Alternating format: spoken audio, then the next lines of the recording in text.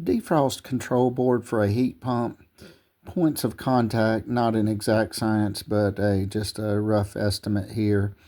We'll count them just to see how many connections are close to connections, not an exact science. One has to connect here, or not necessarily connect, but perhaps interact with. But 1, 2,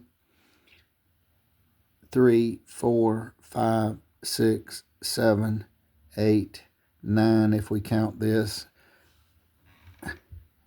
10, 11, 12, 13, 14, 15, 16, 17, 18, 19. So 19 little thingammies on the roughly. This is, again, not an exact science, but 19 on the defrost control board for a heat pump.